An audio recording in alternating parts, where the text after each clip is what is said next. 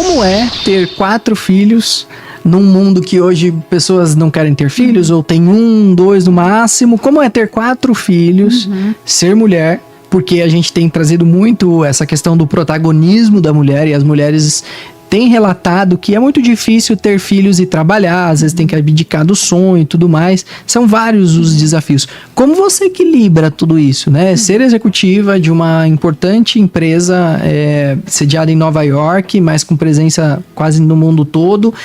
Ter 4 filhos, um marido, como é que você administra tudo isso? Pois é, né? Realmente, as pessoas me olham e falam, ou você é corajosa ou você é maluca. Ou um pouco de cada. Pois é. Eu sempre quis ter 4 filhos, Léo. Eu acho que a maternidade é um presente de Deus. Eu acho que eu não mudaria nada na minha vida, né? Eu acho que quando eu tive as crianças, realmente, eu tomei aquela pausa na minha vida profissional por alguns anos, quando eles eram bebês, né? E eu tenho a sorte, Léo, que eu casei com o meu melhor amigo. Que legal. Né? Então eu tenho todo o apoio do meu esposo em todas as decisões profissionais, desde o começo, desde o momento que eu decidi voltar pro mercado de trabalho, e em cada crescimento, né? Em cada etapa que exigia um pouco mais do meu tempo, um pouco mais de viagem, um pouco mais, né? Eu fora do lar, eu sempre tive o apoio 100%, né? Eu acho que é muito importante também entender que dentro do domicílio, dentro do lar, é aquele trabalho em equipe, né? Tanto como esse mesmo trabalho em equipe que você tem numa empresa para dar certo, é aquele mesmo trabalho em equipe que tem dentro de casa, né? Eu sempre falo, meu marido e eu, a gente sempre conversa, né? O matrimônio não é só olhar um ao outro, né? E apontar os dedos e cobrar, né? Mas é a gente olhando juntos para a mesma direção, né? Nós temos os mesmos objetivos na vida, que é providenciar aos nossos filhos um bom futuro, né? Eu também quero ensinar para as minhas filhas, eu tenho 2 filhas, né? Que o que elas quiserem fazer na vida está a seu alcance, né? E ainda que eu viaje tanto, eu sempre coloco a minha família em primeiro lugar, né? Eu tenho os meus clientes, eu tenho respeito, eu viajo, eu sou a vice-presidente de toda a América Latina, então realmente eu viajo para os países para ter esse contato pessoal com as pessoas, mas nos finais de semana eu tô em casa. Muito né? bom. Então, e isso eu ensino aos meus filhos, que é quando eu estou em casa, eu estou em casa. Quando a mamãe está trabalhando, a mamãe está trabalhando, né? E eu tenho o apoio total do meu marido. Então, eu tenho muita sorte. Que legal. Parabéns, né, ao maridão, que é um super parceiro. E, de fato, isso que você mencionou é super importante, né?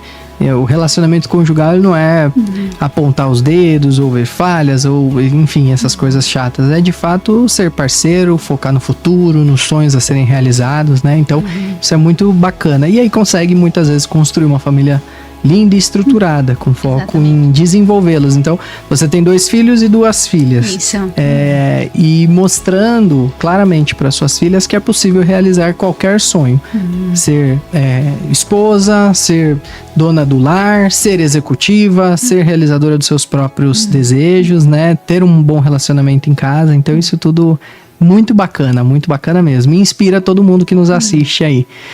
E você ficou quanto tempo fora do mercado? Fora do mercado, nós casamos em 2009, trabalhei até eu ter o meu primeiro filho, trabalhei em uma empresa inglesa de comunicação, educação e comunicação, foi muito legal.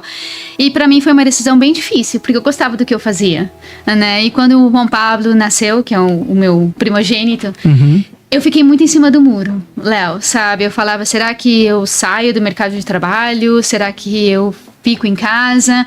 E realmente, quando você coloca no papel, né, todos os momentos que você vai ter com o seu filho recém-nascido, com o seu filho pequeno, não tem preço, né? Então, realmente foi uma decisão do meu marido e eu, e falei, ok, se eu sair do mercado de trabalho para me dedicar aos filhos, estamos bem?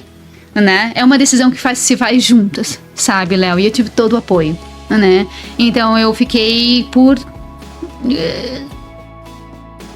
5 anos fora do mercado de trabalho. Não, 6, desculpa. Em 2016 a Lucia nasceu, então foram 6 anos no total. Entendi.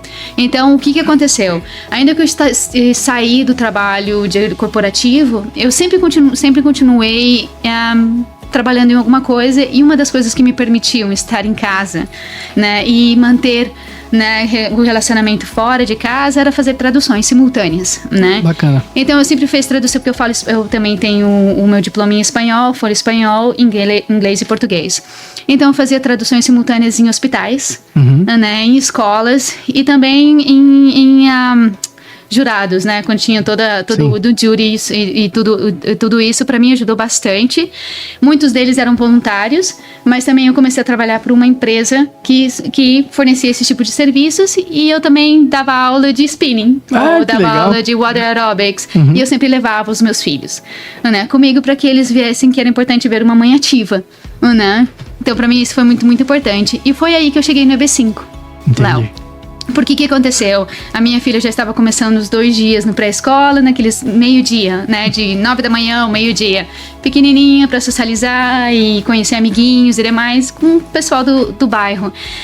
E eu comecei a cada vez mais me involucrar ainda mais com traduções, gostava, eu sempre tive esse desejo de ajudar e aportar na sociedade de alguma maneira.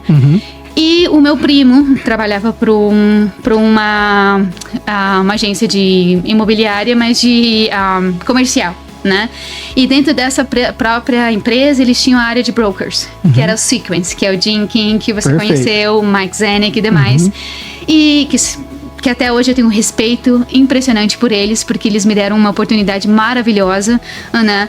Então, eles, numa reunião, do nada, perguntaram, nossa, que interessante seria se nós tivéssemos alguém na nossa equipe que falasse ou português ou espanhol, né? E o meu primo levantou a mão e falou, olha só, então, a minha prima fala os dois, né? Fala tanto português como espanhol. E eu entrei no mundo EB5 fazendo traduções simultâneas. Não em reuniões e demais. E eu me apaixonei pelo programa, me apaixonei pela indústria e com isso eles me ofereceram um trabalho em 2 meses. Uau. Né? E nesse trabalho e demais eu comecei a ser a Global Coordinator, né? A coordenadora global de todos os eventos e o desenvolvimento de negócios para a Invest América. Né? Entendi.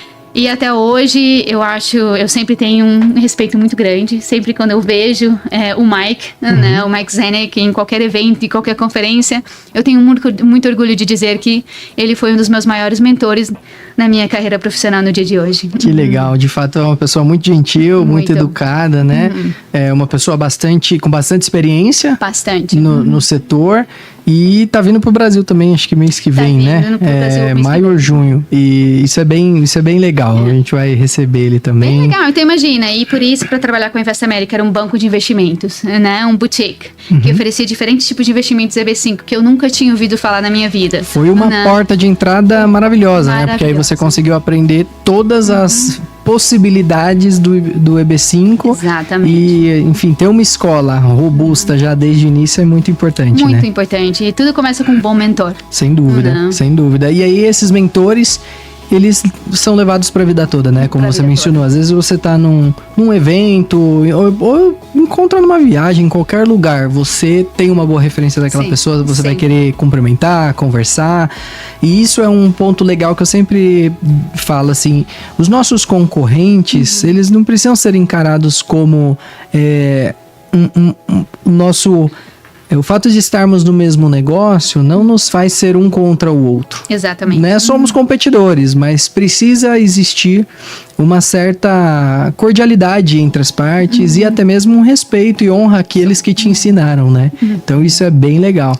Bem legal. E aí, nessa função de coordenadora global, você começou a apresentar o que era o EB5 para vários potenciais clientes ao redor do mundo. Isso, aí o que acontece? Como a Invest América tinha presença em todo o mundo também, eu comecei a ter esse relacionamento com investidores da Índia, com investidores da Europa, com investidores do Brasil, do México, da Colômbia, do Chile. Então, eu era a única que falava português e espanhol, então realmente eu passei pelo aquele accelerated track, né? Eu fui por aquele aprendizagem acelerado, relâmpago, porque não tinha mais ninguém.